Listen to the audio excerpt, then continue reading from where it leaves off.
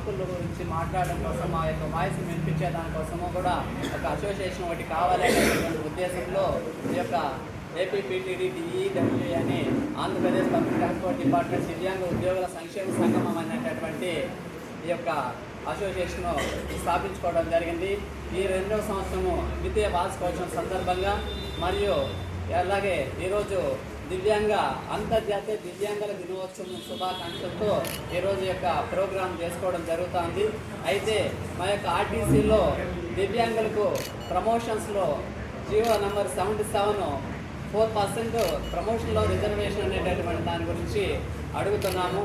అయితే ఈ జనవరిలో లెటర్ ఇచ్చారు, లెటర్ పూర్వకంగా. అయితే దాన్ని సంపూర్ణంగా ఫుల్ ఫ్లెడ్జ్డ్గా ఆ యొక్క రిజర్వేషన్ని అమలు పరచకుండా ఉన్నారు. రోస్టర్లో చూపించి మాకు కూడా ఖచ్చితంగా న్యాయం చేయాలనేటటువంటి ఉద్దేశంతోనే ఆర్టీసీ చైర్మన్ గారికి అలాగే ఎగ్జిక్యూటివ్ డైరెక్టర్ ఈడీఏ గారికి కూడా మా యొక్క సమస్యలు విన్నవించుకోవడం జరిగింది.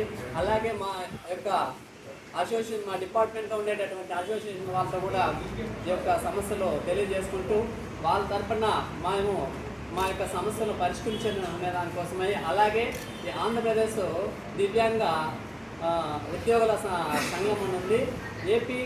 ఏపీడిఈఏ ఆంధ్రప్రదేశ్ దివ్యాంగ ఎంప్లాయీస్ అసోసియేషన్ మన రాష్ట్ర అధ్యక్షులు గార్లపాటి సతీష్ సార్ కూడా జేఏసీగా ఏర్పడి మేము ఆర్టీసీలో తక్కువ మంది ఉంటాము దివ్యాంగులు కాబట్టి మన యొక్క సంఖ్య బలం తక్కువ ఉంటుంది కాబట్టి వాళ్ళని కూడా కలుపుకొని మేము వాళ్ళతో కూడా కలుపుకొని మా యొక్క సమస్యలను తీసుకెళ్ళి పెద్దల దగ్గరికి తీసుకెళ్ళి పరిష్కరించుకునే దాని కొరకై ఈ యొక్క అసోసియేషన్ అనేది ఏర్పాటు చేసుకున్నాము. కాబట్టి ఇక్కడికి విచ్చేసినటువంటి విజయనగరం అని కానీ అనంతపురం జిల్లా నుంచి చివరి జిల్లా నుంచి చివరి వరకు కూడా అందరూ సభ్యులు కూడా మా యొక్క సభ్యులు ఇక్కడికి విచ్చేసినంత వరకు వాళ్ళకు కూడా పేరున ధన్యవాదాలు తెలియజేసుకుంటున్నాము. ఇక్కడికి అనివార్య కారణాల చేత వర్షం పడిన దానివల్ల ఎవరు కొద్దిమంది రాలేకపోయారు.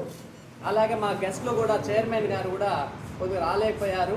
అలాగనే ఎగ్జిక్యూటివ్ డైరెక్టర్ గారు కూడా రాలేకపోయారు. వాళ్ళకందరికీ కూడా పేరున ఇక్కడ విచ్చేసినటువంటి అందరికీ మీడియా మిత్రులందరికీ కూడా మా యొక్క అసోసియేషన్ తరఫున మీకు అందరికీ కూడా మాకు రావాల్సినటువంటి ఏదైతే హక్కులు ఉన్నాయో విధులు ఉన్నాయో అవన్నీ సాధించుకోలే దాని కొరకే మీకు మీ అందరి సహాయ సహకారాలు మా యొక్క సభ్యుల సహకారాలు కావాలని మీకు మన యొక్క మనస్ఫూర్తిగా తెలియజేసుకుంటూ ఈ యొక్క సమావేశానికి మీకు ఇచ్చిన ధన్యవాదాలు తెలియజేస్తున్నాను.